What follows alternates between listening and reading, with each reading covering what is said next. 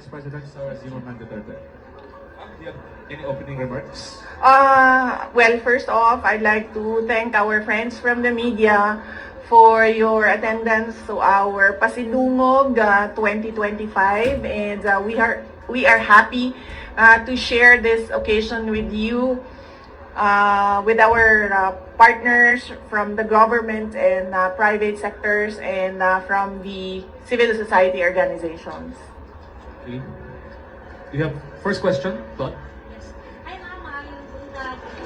Ma'am, it has been part of the OVP's tradition, sorry. Ma'am, it has been part of the OVP's tradition to recognize the efforts of all sectors in terms of public service. Ma'am, gaano po kahalaga na patuloy nating mapaunlad ang ating pagkikipag-ugnayan sa iba't ibang organisasyon po? Oo, ito yung yearly, ang Pasidungog ay yearly tradition namin sa Office of the Vice President. Nagsimula noong 2023. Dito nagbibigay kami ng report kung ano yung mga accomplishments ng Office of the Vice President para sa isang taon. At dito pinapasalamatan namin ang mga partners namin na galing sa government and sa private sector, kasama na ang mga CSOs at non-government organizations. Dahil hindi namin magagawa lahat ng mga trabaho at kailangan namin gawin para sa serbisyo sa ating mga kababayan kung wala yung mga partners namin. Sorry. Hello?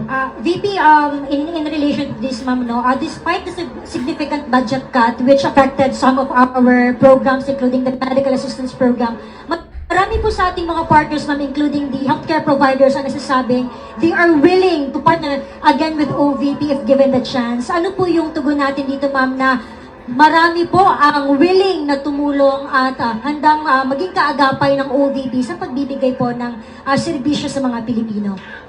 Nagpapasalamat kami sa kanila, sa ating mga healthcare institutions, sa kanilang partnership sa Office of the Vice President, and sa kanilang recognition sa kahalagahan noong serbisyo na naibibigay natin sa mga underserved communities natin, hindi lang dito sa Mindanao, kundi sa buong Pilipinas.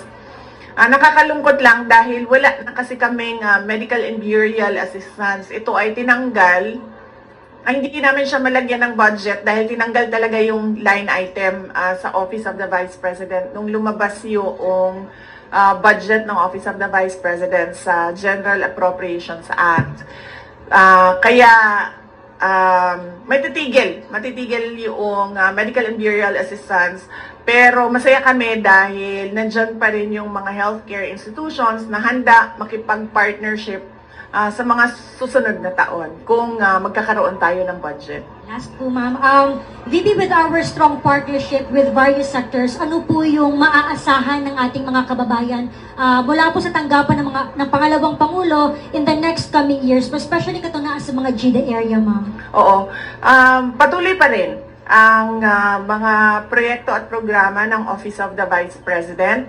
Nawala lang yung medical and burial assistance at nawala yung feeding program natin, ang Pansarap feeding program natin, dahil hindi na talaga namin ma-stretch yung budget na inilaan para sa Office of the Vice President. Pero lahat ng ibang pang mga budget, lahat ng iba pang mga proyekto, kung nakikita nyo, ay tutuloy pa rin sila. In fact, sa aming 1 million trees na sana ay target ngayong 2028 matapos 1 million. Kung nakikita nyo kanina, approximately nasa 800,000 na tayo. So expectation namin ay matatapos natin ngayong taon ang 1 million trees para sa ating bayan mula sa Office of the Vice President at sa ating mga partners. At ang usapan na lang namin ay itutuloy pa rin namin yung tree planting beyond sa target namin na 1 milyong puno. Next, Thank you. Next question, Katrina Domingo, ABS-CBN. Good morning, good afternoon, VP. Ma'am, magkano po yung hihingi na budget ng OVP sa 2026? And ano po yung flagship programs considering na nawala na yung iba? Sa 2026 budget, submit kami ng proposal na 733 million na pesos. Hindi siya kalayuan doon sa approximately 700 million na ibinigay noong nakaraang taon para sa Office of the Vice President. Hindi siya malayo sa 2025 budget ng Office of the Vice President. Ma'am, follow up, bakit po hindi kayo nag-propose ng mas mataas na budget? Bakit po virtually retained na lang? Dahil inaasahan ko naman na hindi ibibigay yung budget ng Office of the Vice President dahil nga hindi naman kami kaalyado ng administrasyon. At nakita na natin yon noong nakaraang taon na syempre kung hindi ka sumusunod, hindi ka kaalyado, ay hindi ka mabibigyan ng pondo para sa mga proyekto ng opisina mo. Kaya nagdesisyon ako na kung ano yung budget na ibinigay ngayong taon na ito ay yun din yung budget. Naglagay lang kami ng konti para sa inflation, yun din yung budget para sa susunod na taon dahil ayaw kong napapahiya at pinapahiya yung mga ibang personnel ng Office of the Vice President, lalong-lalo na kapag nandun na sila sa House of Representatives or sa Senate na nakaharap yung ating mga miyembro ng Kongreso. Last follow-up on this topic lang. Ma'am, haharap pa rin po ba kayo sa budget panel given na hindi naman po kayo nang hihingi ng additional funds for next year? Ang Office of the Vice President? Oo. Personally. Ako hindi pa kasi hindi naman namin alam kung kailan yung schedule. Wala pang ibinigay na schedule para sa Office of the Vice President sa mga hearings, no? So mahirap sumagot kapag hindi natin nakikita kung may conflict yung schedule. But definitely haharap yung Office of the Vice President sa pagsumite ng budget namin at yun. Next question, Arjun Relator, GMA News. Mike Buntag, VP. Ma'am, with a slim margin, ma'am, with the proposed ninyo na 2026 budget with 2025, meaning po ba na retained lahat yung mga programs and project na ipapatupad next year? At paano po yung nangyari dun sa mga partners natin, dun sa mga slashed or reduced programs with 2025, ma'am? Oo, yung mga partners natin sa MAB at sa Pansarap, ay nabigyan na sila ng abiso na wala na budget yung medical and burial assistance at wala na rin yung budget ang Pansarap. So, i-continue na namin yung project at yung partnership sa kanila. Follow up. So, expected ma'am na for next year, the same projects pa rin yung ipapatupad ng OVP. Wala nang may dadagdag po. Yes, oo. Wala kaming madagdag na projects for 2026. Tutuloy pa rin lahat nung nakita nyo, maliban lang sa Pansarap tsaka sa medical and burial assistance. Thank you, ma'am. Any other questions on this matter? Ma'am? Good morning po, Ma'am BP. Ang question ko po ay may kinalaman po sa case po ni former President Duterte. Any other questions with the institutional topic? None? So, let's move with the next topic. Kat, you up? The next topic. Yeah. Ma'am, you earlier mentioned in an interview na you are... Ma'am, para iterate na lang yung comment nyo regarding the call for some senator judges to inhibit, specifically those daw po na who you endorsed in the 2025 midterm elections. Okay. Hindi kasi tayo pwede magpa-inhibit ng mga tao, ng mga senators, hindi kasi tayo pwede magpa-inhibit ng mga senator judges based on bias. Dahil ang posisyon lang naman ng isang tao is you are for or against. Inday Sara, no? Kung ganun ang ating basehan sa inhibition, ay dapat din natin ipa-inhibit ang mga senators na meron ding bias against Sara Duterte, no? Tulad na lang ni Senator Risa Ontiveros na in a public speech, sinabi niya na kailangan talaga ano ba term na ginamit? Kailangan burahin or kailangan wasakin, kailangan sirain, gibain ang pamilyang Duterte. So kung ganon, na magpa-inhibit tayo based on bias, ay madaming senators ang ipapa-inhibit for or against Sara Duterte. Kaya sinasabi ko, ibigay na natin yung benefit of a doubt dyan sa ating mga senator judges na gagawin nila ang trabaho nila ng patas according to sa sinumpaan nila as senator judges. Follow-up question. The Makati Business Club and other business groups are urging the Senate to continue your impeachment trial, to convene your impeachment trial. Sabi nila, it will show accountability, it will boost investor confidence. Your response to that call of the business sector? Kahit nandyan o wala yung impeachment, wala na talagang investor confidence dito sa ating bayan. Kung nakikita nyo, bagsak ang foreign direct investment sa ating bayan, no? Kaya wag nila ako gawing rason kung bakit pangit ang takbo ng ating ekonomiya ngayon sa ating bayan. At saka, this is not accountability because impeachment, dalawa lang yung penalties dyan. Removal from office, tsaka perpetual disqualification from government service. Walang penalties dyan dahil walang kaso dyan. Ang impeachment ay removal process ng isang impeachable officers. Kung gusto talaga nila ng accountability, ay mag-file ng mga kaso dyan sa mga korte. Alam naman natin at alam naman nila na yung mga pirma ng mga congressman, unang-una hindi nila binasa yung articles of impeachment. Pangalawa, marami sa kanila ang tumanggap ng budget o pera kapalit ng kanilang signatures. In fact, madami sa kanila ang umamin na may kapalit yung kanilang pagpirma doon sa articles of impeachment. So if we are to talk about accountability by business groups, dapat questionin din natin kung paano ginawa yung articles of impeachment at paano pinasa yung articles of impeachment papunta doon sa Senado. Okay.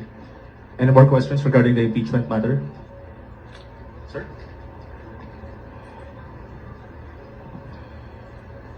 BP, good afternoon. So, haharap ka ba sa Senado dahil nag-issue sila ng SOMA? Hindi ko pa kasi, sir, pagkakaalam kung kinakailangan ang personal appearance. Yun ang hindi ko alam dahil hindi ko nabasa yung summons. Yung summons namin ay nandoon sa mga abogado at sila yung magdidesisyon kung ano yung gagawin doon sa summons. Okay. Ma'am, there's a phone-in question here from the Billionaire News Channel. Comment lang po dun they are asking your comment regarding dun sa report ng OpenAI, the mother company of ChatGPT, that the PR firm of the son of Yossi Tanco, a billionaire, is behind the anti-Sara Duterte post online using ChatGPT platform. Your comment, ma'am. Oo. Actually, hindi lang yung kay Tanco, no? Ang kumpanya na nagpapatakbo ng programs na anti-Sara Duterte online, anti-Duterte online, no? Meron pang mga ibang kumpanya na alam namin na ganun yung ginagawa nila at alam din namin na bayad sila. Kaya ako nagsasabi lagi, no, na yung ginagawa sa akin ay threats, harassment, and intended to disqualify me from the 2028 presidential elections. Kasi tulad niyan, tingnan nyo, noon may ICOM ba ang tawag noon? Tawag nung hearing, Quadcom, tapos may TRICOM for fake news and for fake news, yes. May TRICOM na for fake news. Pero kung makikita nyo, ang mga tinawag nila doon, itimong owners ng Facebook account using their freedom of speech and expression. Mga lehitimong social media personalities na nagbibigay ng kanilang opinion na hindi naman bawal sa batas, pero nakakalungkot kasi yung kanilang opinion pro Duterte, pro Sara Duterte, at yun ang iniimbestigahan.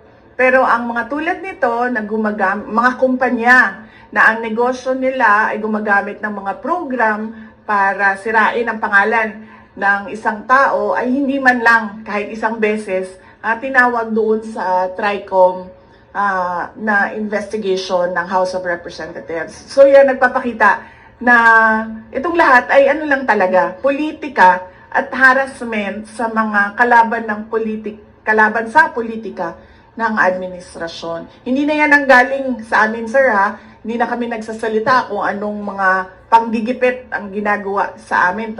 Tumatahimik na lang kami, yung mga kaalyado namin tumatahimik na lang.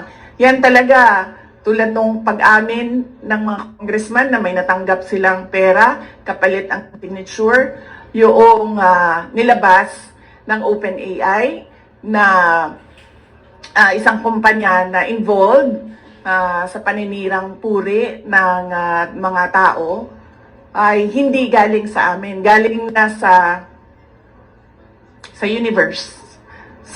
Para lang ipakita sa mga tao na kung anong ginagawa ng administrasyon. Puro politika, walang trabaho. At ngayon, gusto pang i-blame, no, sa akin ang bagsak na ekonomiya ng Pilipinas. Any follow-up there? Cut. Do you intend to file cases against that company? Hindi na, ma'am. Sobrang napahiya na siya doon nung nilabas yon ng AI. I mean, nasaan na yung credibility mo as a service provider nung sinabi na ganyan yung negosyo mo. So, ano pang point na kasuhan ko siya? Nakakahiya na napahiya na siya doon sa nangyari. At nakita ng buong mundo yung kahihiyan na ginawa niya. Just speaking of AI, meron pong video ngayon na shinare daw si Senator Bato and si Vice Mayor Baste claiming na it's an artificial intelligence generated AI in support of you. Your comment po doon sa nangyaring pag-share daw po di umano nung AI generated video. Wala namang problema siguro sa pag-share ng AI video in support of sa akin. Basta hindi ginagawang negosyo. Kumbaga, if I were a social media account owner and gagawa ako ng AI to support a certain personality, walang problema doon kasi hindi ko naman siya ginagawang negosyo eh. Hindi ko naman binibenta sa mga tao yung produkto ko eh. No more questions on that topic. Okay, we move to the last two topics po. ICC or Arjun? Arjun. Ma'am, good morning again, ma'am. Any update, ma'am, with regards dun sa isang state party ng ICC na willing daw mag-adopt kay FPRRD na any case mag-grant yung request for interim release? And any update po dun sa request for interim release ng Defense Council? Oo, yung request for interim release ay nasubmit na ng Defense Council ni dating Pangulong Rodrigo Duterte. Nakalagay yon sa website ng ICC, accessible yon sa ating lahat, at makikita natin doon kung ano ang mga pinagbasehan ng request for interim release, ano yung mga justification at explanations ng defense team ni dating Pangulong Duterte sa interim release.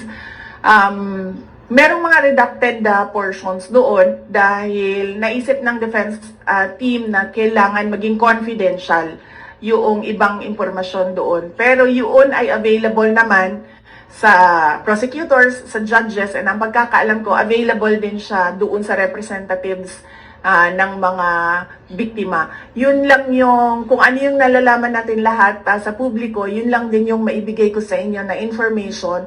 Yung iba pa ay kailangan tanungin at sagutin na ni Attorney Nicholas Kaufman. Ma'am, any update dun sa oath-taking, FPRRD? Or any case, ma'am, before ba ng June 30 possible na ma-release na si FPRRD? Nakikita niyo ba yung possibility na gano'n, ma'am? June 30, Apo. wala kasing binigay na timeline. Walang binigay na timeline yung lawyer. Pero lagi niyang sinasabi, we are hoping that it will be granted the soonest possible time. Yan yung lagi niyang sagot kapag tinatanong siya about interim release. Doon sa oath-taking, hindi ko alam kung ano yung discussions niya. Iba din ang mga abogado ni dating Pangulong Duterte sa oath-taking niya. Mga Filipino lawyers, usap niya at nag-aasikaso ng kanyang oath-taking. Ma'am, you have any idea dun sa non-filing daw po ni FPRRD nung kanyang source sa COMELEC? Baka may discussion kayo with the local lawyers niya po. Ang pagkakaalam ko ay kailangan ng oath yun. At hindi sila ata makapag-file kasi walang oath. So ang ginawa ng lawyer ni dating Pangulong Duterte ay nagrepresenta siya para kay dating Pangulong Duterte doon sa COMELEC. Last two questions. Sige, ma'am. VP, good afternoon po. Doon po sa case po ni FPRD, alam po ba natin, ma'am, kung nag-file na po ng motion to respond ang prosecution with regards po doon sa request po ni former president po ng interim release? Alam ko po ba, ma'am? Hindi ko po alam, ma'am, kung sumagot na po ang prosecution, no? Pero sigurado po ako malalaman natin yung sagot ng prosecution dahil public po yung filing ng request at sigurado po public din yung sagot ng prosecutors. Follow up po, ano po ang reaction po natin doon po sa request po ni FPRD with regards to the interim release? Ang sa akin lang naman is makakabuti talaga sa kanya yun, ma'am, dahil 80 years old na siya at hindi lahat ng pangangailangan ng 80 years old ay nabibigay ng ICC detention unit dahil siya din ang kauna-unahang ICC detainee na gano'n ang edad na medyo hindi lang siya senior, super senior na siguro ang tawag sa kanya, ma'am, dahil 80 years old na siya. So, mas maigi siguro na meron siyang interim release wherein meron din siyang available na mga nurses and caregivers na mag-assist sa kanya. Last question po, Ma'am BP. Meron po kasi lumabas na parang statement o balita quoting FPRD na parang hindi siya interesado sa oath-taking o yung gagampanan yung kanyang role bilang mayor ng ano. Nag-react po si Attorney Conti, sinabi po niya hindi daw po siya naniniwala na hindi interesado si Pangulong Duterte na umupo bilang. Ano pong masasabi po natin dyan, ma'am, sa comment ni Attorney Conti? Ang Conti malapit na sa Castro, no? Papunta na siya doon. Magkamali ka lang ng spelling, Castro na yung Conti na yan, eh. Hindi ko alam, ma'am, bakit hindi siya naniniwala, pero kasi hanggang ngayon wala pang oath si dating Pangulong Duterte, no? So hindi pa namin alam dito sa Davao City kung mag-oath ba ang pinili namin na mayor ng Davao City. So, on that note, yun lang ang pinagbabasehan namin. Sa ngayon, hindi siya uupo kasi wala pa siyang oath. Antayin natin siguro until June 30 kung may oath o wala si dating Pangulong Duterte. Next question, Ms. Ruth. Okay, thank you, sir. VP, nagkausap na ba kayo ni Attorney Guanzon? Kasi parang sa mga post kasi niya, Opo. she's very willing to act as your spokesperson. Yes, oo. Nag-comment na rin ako, no, na napapasalamat ako sa pagtulong at suporta ni Attorney Rowena Guanzon. Pero sa ngayon kasi kung napansin niyo, walang spokesperson ng Office of the Vice President o kahit ako man. Kaya hindi ko rin masagot yung tanong about sa spokesperson dahil matagal na kami walang spokesperson at hindi na papag-usapan sa Office of the Vice President ang magkaroon ng spokesperson. Thank you, ma'am. Second po, si Mayor Baste, inappoint siya as president ng PDP Laban. Napag-usapan ba sa family, VP?